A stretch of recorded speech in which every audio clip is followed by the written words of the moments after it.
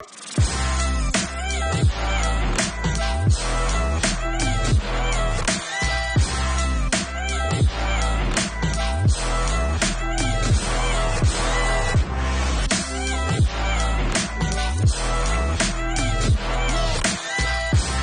football fans, Brian Sweeney, the voice of the Women's Football Alliance Division I National Championship.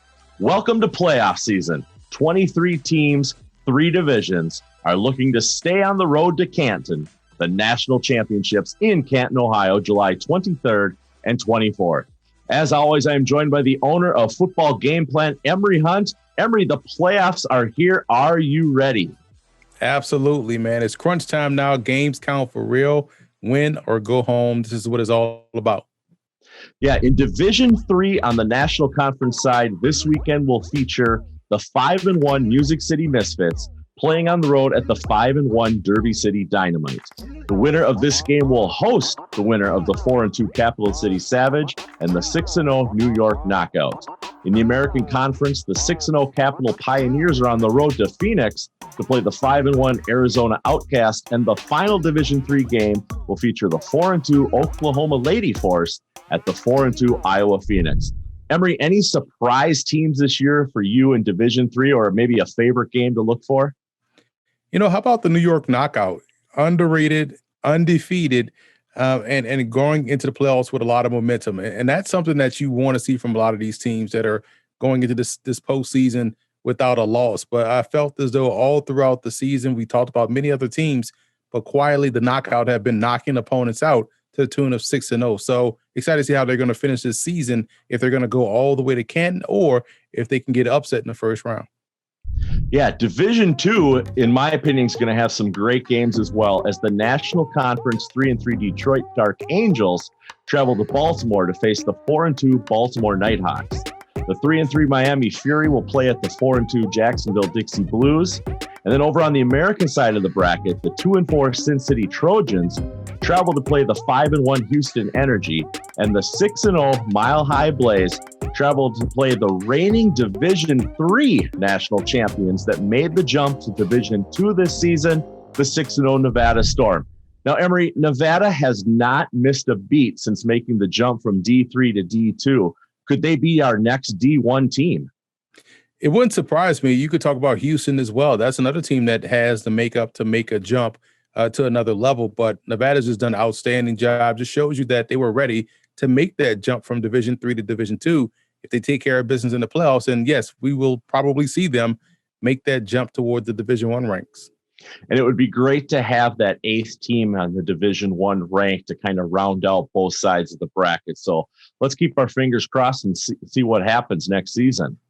You know, recently I sat with the coaches and players of the Nevada Storm to talk about them going from D3 national champions to a D2 powerhouse. So I'm here with head coach Chris Garza and quarterback number 12, Mo Etchen. I want to thank you both for joining me today. Thank you for having us. Well, thank you for having us. So this was a big year for Nevada. I mean, we've already gone undefeated in the regular season, and we made the jump from Division III in 2019 when you were the national champions to Division II this year. Tell me, what's that like from the coaching side? I mean, what's it like when you're going to have to face a whole new group of teams? You know, when we first began back in 2020 on that jump, we were pretty confident where we were at. And then 2020 happened, and we were really fearful of losing a lot of our numbers just because of COVID. And but really, we have a dedicated group of ladies that just stuck with it, and we kept on the ball. And here we are now today. And I think it's a hard work and perseverance that really stuck through that. And now, Mo, you've been a member of the Storm for how many seasons? This is my 3rd playing. COVID technically would be 4, but we didn't have a season. Okay, so when you found out that you all were going to make the jump from Division III to Division II, was there fear? Was there excitement? How did that radiate within you? I think I was excited. I think that our team is very talented. We work really hard, and we have been pretty consistent, and our coaches are really consistent. So I thought it was a good thing to go up to D2 and really show more of what we can do. And obviously, you both can agree that it's been a success so far.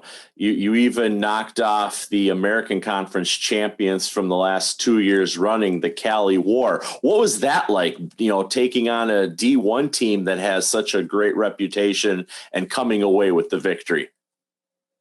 Mo, go ahead. I'll let you talk on this one first. Yeah. Well, I played them in 2019, and it was a really close game and a really tough game and a really tough loss. And so I was ready to play them and show them that we could beat them. And I was really confident in our team, and we were working so hard. I think there is a handful of vets this was the game we wanted to really show out and prove that we're here. It's Nevada Storm. Yeah, I agree with Mo. That was the one game that there were ladies on our team that practiced or worked out for almost 2 years straight just for Cali War. So it was a very exciting game. Yeah, it was a great game to watch. I saw a few clips from that game, and I mean, it was I don't want to use the word total dominance, but I mean, it was definitely the fight was there. I mean, you could see the fight with every snap of the ball. It was a lot of fun to watch. Now, Mo, you said you've been playing here for a couple of years, quarterback. Now, you said you haven't always been quarterback. What was your position prior? My first year when I came in, I was a receiver and a corner. And so, which I was happy with. And then the second year, we just started noticing that maybe throwing would be a better option for me. And so, boom, I got right into it. And I love it. And you've obviously had some success with that change in the positioning. Coach, was that your idea? No, it really wasn't. But Adam saw something in Mo, and Mo's a player. And Mo's really motivated. She's a great leader. So it was a really good transition for her, and it made a lot of sense for us. So now, as you can see right behind me here, we have the fields in Canton, Ohio. That is the end goal. There's 23 teams that have made the playoffs out of the Women's Football Alliance. Y'all are one of those teams from the 8 teams in Division II. I guess I should have done a little more homework. Do you have home field advantage? We do. We have the next 2 home games here, provided we win on Saturday. All right. So with the road to Canton going through the Nevada Storm field, what kind of home game atmosphere do you all have? Our home stadium, our home field, it's like a high school football game. I mean, our stands are normally halfway full, which is, with our league is kind of full. We have a great following. We have dedicated fans that come to our game. The families that are involved with our team, we consider them part of the team. Our team is a big family, and I couldn't ask for a better fan group than we have here. And so that actually drives the football game a little bit better in our way. There is a true home field advantage. And Mo, I mean, will those fans follow you to Ohio, do you think? I think a handful, yes, I do. I feel like we do have a handful of fans that are very dedicated to us. So prior to football, Mo, what was your sport of choice? I played college softball. Okay. So that's where that arm comes from. You just had to go from the underhand fast pitch to the overhand shotgun. And I mean, the release is very similar. It's just a matter, it's just a matter of which way the arm is moving. So softball, what else besides, the arm strength have you been able to use from playing college softball now that you play women's professional football? Well, I think it's the whole atmosphere of being in a sport. I think it's the hard work, the motivation, everything like that. It's the same. I'm quite a bit older, and I haven't played a professional sport like this. And when I played college softball, I don't know, sorry. It's okay. I don't know. I had a big old story, but yeah. Well, we like hearing the stories. Then, so Coach, I mean, have you coached other sports? Have you coached, other women's sports? Is this new for you? I've coached other men's football teams, actually youth football teams, and then some high school football. As far as women's sports, outside of maybe assisting a track team here and there, this is definitely the first time I've ever coached women's sports before. Some say it's a challenge. I actually have embraced it, and it's something has become part of my life now. And what brought you in? What pulled you in? And what was the deciding factor that you said, I want to coach women's football? I was told, hey, there's a real special group of ladies that they're looking for good coaches right now. And I gave Nevada Storm a look, and just the roster they had that year, you could just see potential in the players, especially those that were really dedicated to the game. And when I joined the team, I wasn't the head coach. I was just an assistant coach, offensive coordinator. And when I moved over to being the head coach, I went to defensive coordinator and brought in the right puzzle pieces and Coach Barrett. And ever since then, we've kind of done our best to create a new environment and change the program and change the way that things have been happening. Because before we stepped in, we were the team getting beat, 60-0, 50-0, and it was week in, week out. And I just think that us coming in and changing the culture, saying, hey, this isn't going to happen anymore. That was a big turnaround for us. So you can tell a lot of these teams right now, these newer teams, that stick to it, get the game plan in place, practice, recruit, things of that nature, and success will be at the end of that road for you. Yeah, always be vulnerable, listen to your coach's feedback, and then just get better. Don't expect that it's always going to be better, or you're just going to stay the same. And Mo, why did you decide to play football?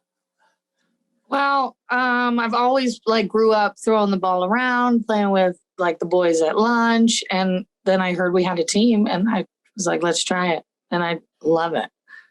That seems to be the consensus with all the women that I've talked to this year, is once they found out that the team existed in their area, you couldn't stop them from trying out, or you couldn't stop them for, making the team at that point. So I'm sure you felt the same way.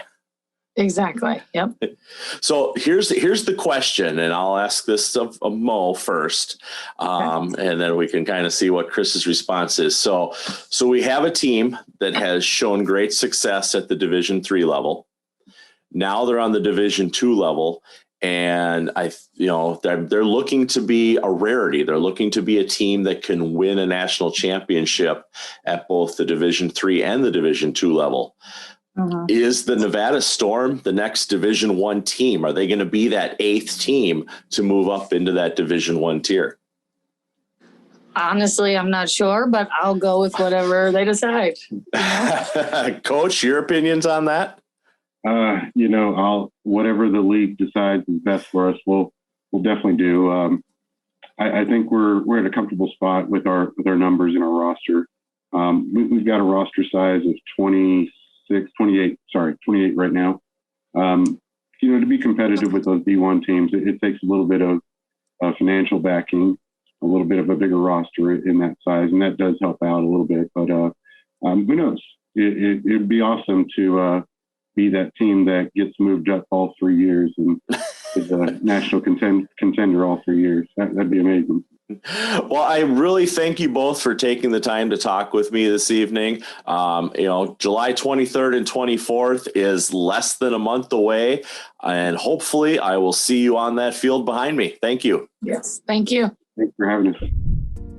Before we look at the Division I playoffs, the WFA will be highlighting a player of the week each week this season. For week 7, we honor Candace Hunter, quarterback for the Orlando Anarchy.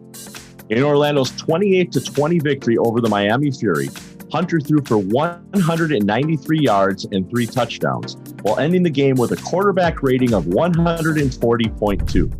Unfortunately, after back-to-back trips to the D3 championships, the Anarchy will not make it 3 straight trips to the championships this year as they failed to make the playoffs.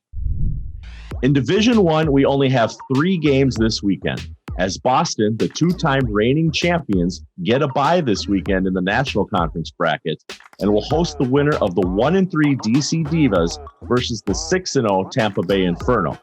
The 2-time American Conference champions, the 6-1 Cali War, will host the 3-3 Dallas Elite Mustangs, and for the first time as a Division I team, the 6-0 Minnesota Vixen will host the 4-2 Arlington Impact. Emory, who do you have in these D1 games? Oh, man, it's going to be a fun-filled weekend. I'm looking forward to watching that DC Divas Tampa Bay game because we spoke about this a couple of shows ago. DC is a team that no one wants to play. Yes, they had a significant injury, but that's someone that I think can, upset a team or two and make a lot of noise in the playoffs. So they're going up against an undefeated team, and what better way to show where they are as a franchise or as a program than to knock off Tampa Bay. Now, keep in mind, Tampa Bay is outstanding. They're undefeated. They look really good all throughout the season. So it's going to be a great game. That's the one I'm most interested in watching. I couldn't agree with you more. I mean, Tampa, even though they have the better record, they are on the road for this game because DC has done better in the Macy ratings. And that's really what it comes down to with positioning in the postseason. Yeah, it's going to be interesting. And again, you're making a trip.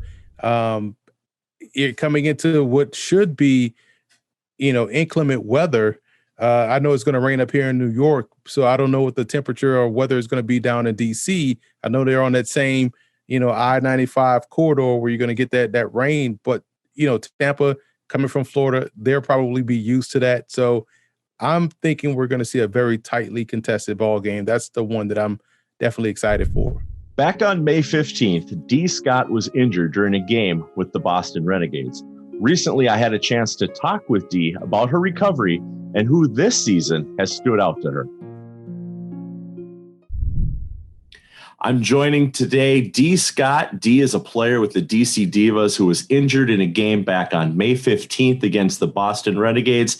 Dee, how has rehabilitation been going for you? I'm sure everybody wants an update. Everybody definitely wants an update. And before I get into that, I just want to, give a shout out to everybody, all the organizations, family, friends, supporters, fans. I just want to thank everybody all across the board for everything they've done for me, from the donations to the gifts, like everything. I was just, so overwhelmed.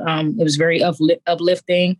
Everybody has motivated me to, do a lot of things. Like, this has been a very tough struggle. And, all the gifts and the prayers and everything really has uplifted a lot for me.